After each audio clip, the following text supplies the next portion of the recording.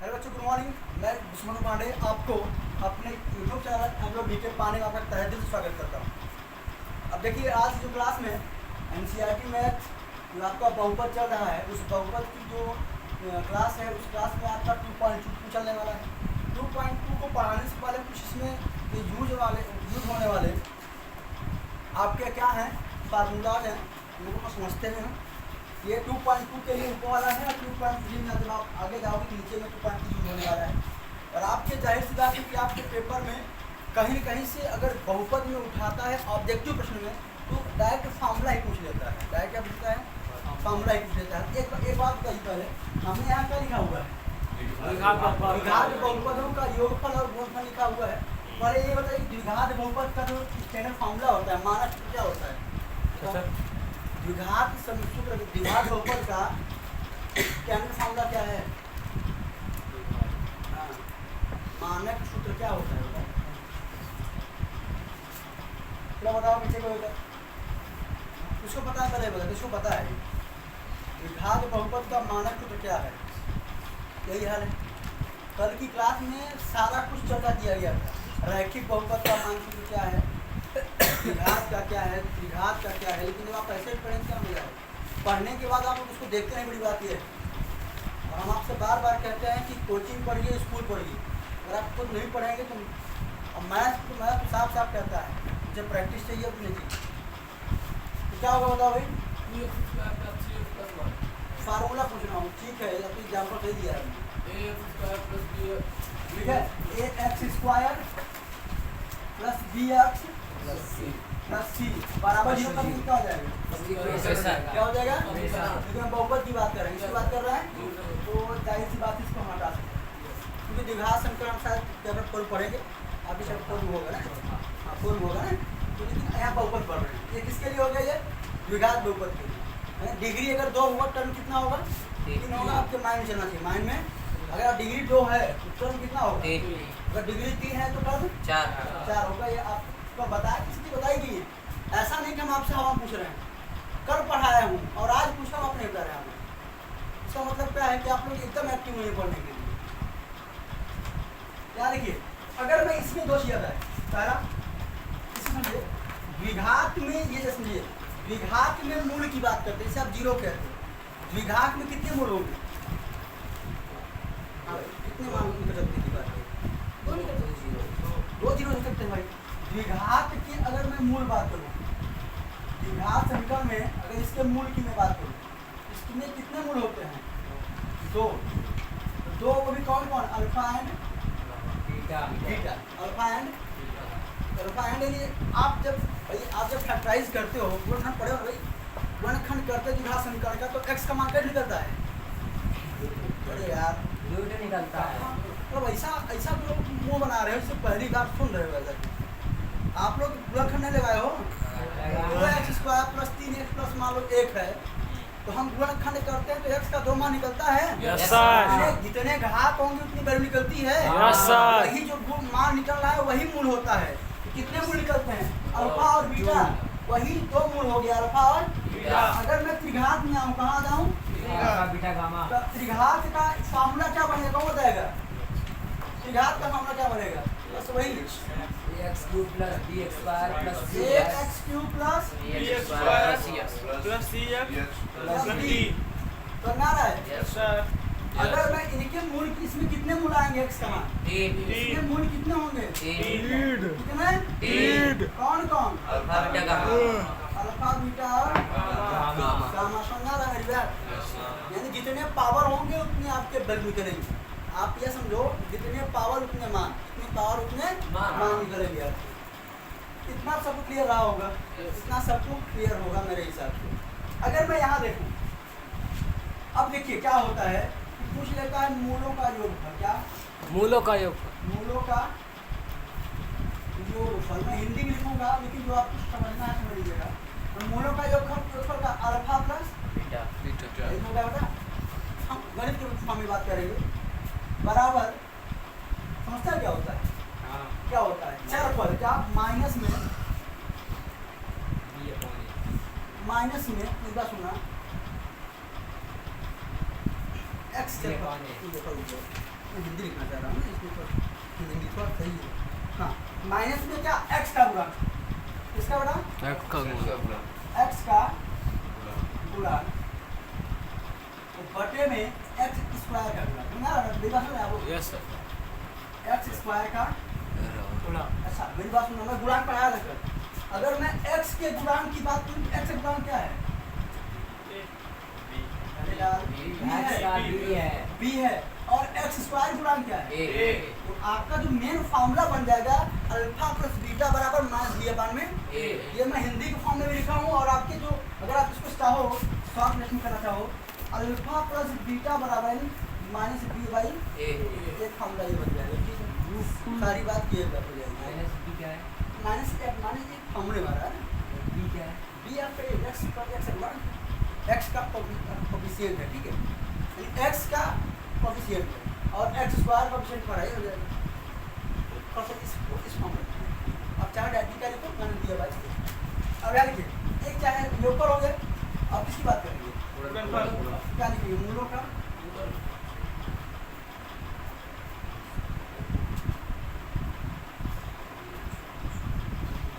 गुणनफल कैसे रहेगा? अल्फा इंटू बीटा यही रहेगा।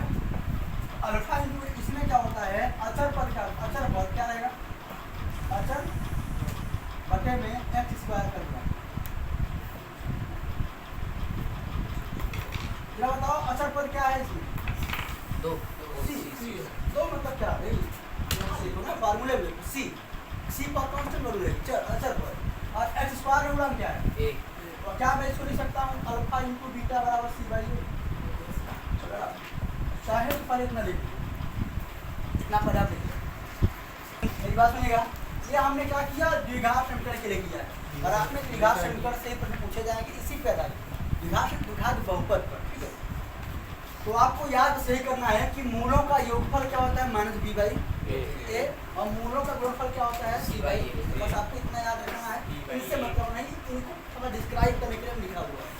ठीक है, हमने क्या लिखा है? माइनस एक्स का गुणांक क्या लिखा हुआ है? एक्स का गुणांक क्या है जरा बताओ? बी तो है, अभी कहीं पढ़ाया हूँ, और स्क्वायर का गुणांक क्या है? ए। इसलिए आप ऐसे अच्छा, अब इसी चीज को हम ऊपर करते कि नीचे जगह नहीं है, हम इसको पता है पूरा लेते हैं भाई।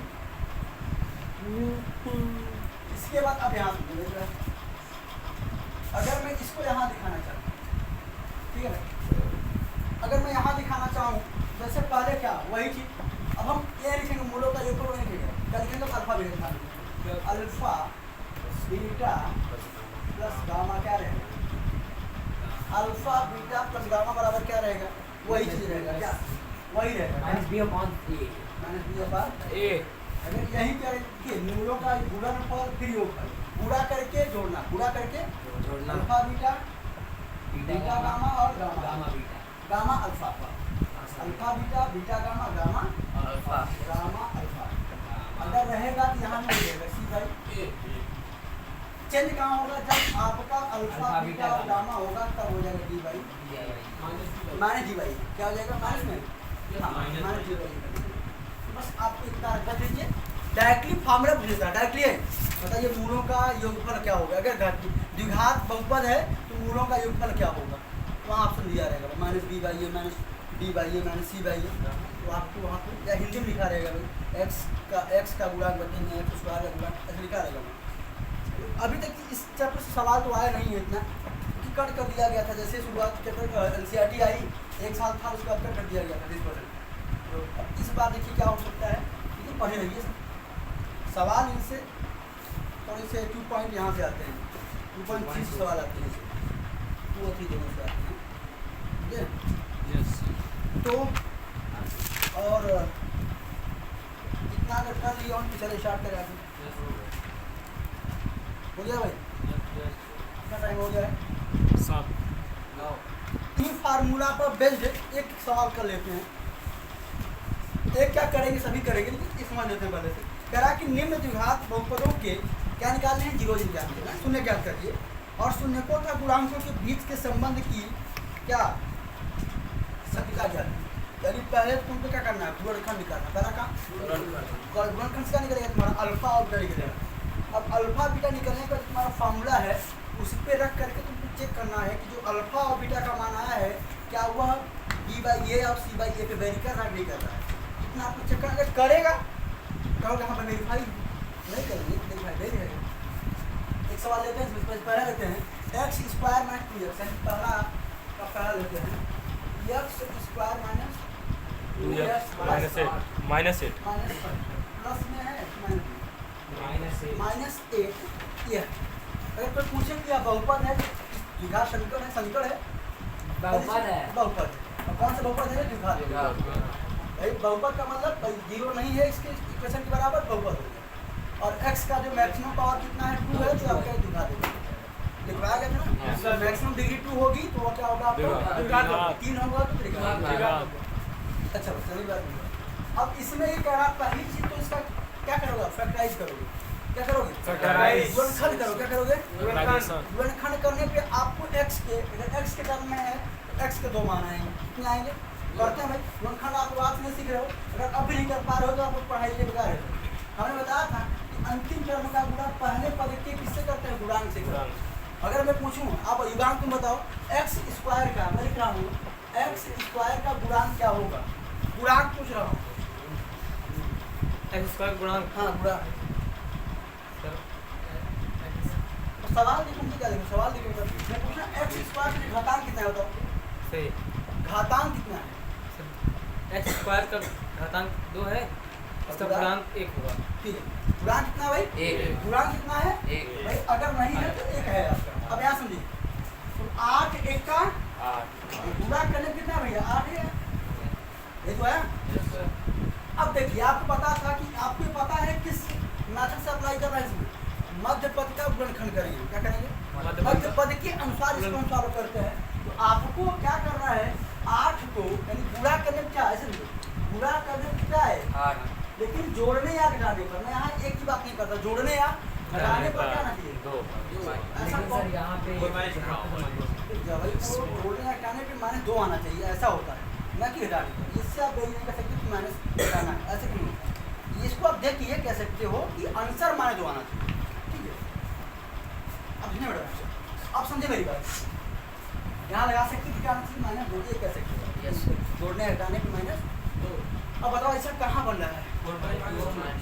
4 माइनस 4 दुनिया 4 2 गया 2, लिखे यहाँ पे x स्क्वायर माइनस हम क्या लिखेंगे 4 माइनस 2 ब्रैकेट के बाहर क्या माइनस क्या हो जाएगा?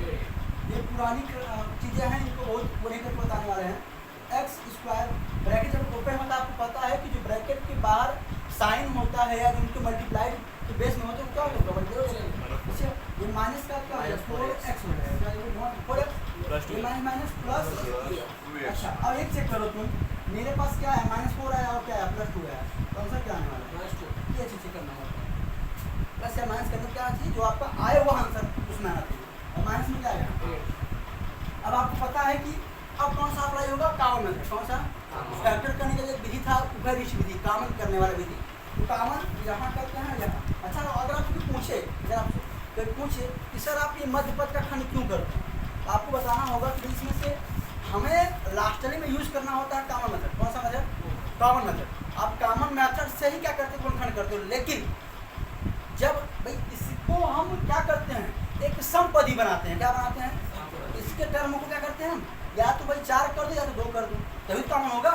कॉमन करने के लिए यह हमेशा इवन टर्म में होना चाहिए। इवन टर्म में इससे पहले क्या था? 1 2 3 टर्म में था, तो ये आपका विषम पद है।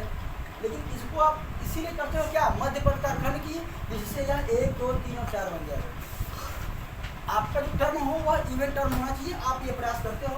अब यहाँ कॉमन क्या होगा बेटा? x क्या बचेगा यहाँ? x -4 यहाँ क्या कॉमन? +2 x -4। अब आपको पता है कि यह दोनों क्या होना चाहिए? सेम होना चाहिए। एक ब्रैकेट में क्या x -4 हो जाएगा, x +2 x +2 हो जाएगा, x +2। मेरी बात समझना, मेरी बात समझना। क्या निकालना है? शून्य निकालना है। क्या निकालना है? शून्य। अगर मुझे शून्य निकालना है तो मैं क्या करूँगा? x -4 बराबर x का मान क्या आ जाएगा? +4। अगर यहाँ देखो x +2 बराबर 0 x बराबर क्या? -2 x के 2 मान आए, अल्फा और बीटा आ गए। भाई ये दिया गया है, यहाँ से कहीं गलत मारा। x के 2 मान निकले, एक अल्फा और एक बीटा। ठीक है। अब यहाँ पे ये कह रहा है बच्चा, अब यहाँ वेरीफाई करो, चेक करो, क्या करो, जांच करो क्या यह सत्य है, यह मान सही है। क्या करना है इसमें, जांच करना है इसका। अब चेक कैसे करेंगे, अभी पढ़ के आओ, क्या पढ़ के आओ, मूलों का योगफल अल्फा प्लस माइनस बी बराबर क्या, नो अल्फा का मान क्या मान, 4 मान मानवा का हो प्लस और माइनस में कितना बराबर minus B by A, -2 plus minus B by A. मेरी बात सुनना, तो माइनस बी मतलब बी कहाँ लिखो पहले, बी यहाँ बोला है, तो बी की वैल्यू क्या है, -2 क्या है, यानी माइनस पहले से है और बी की वैल्यू क्या है, अपार्ट में ए कितना है 1, 4 यहाँ हो जाएगा प्लस माइनस बराबर माइनस माइनस प्लस।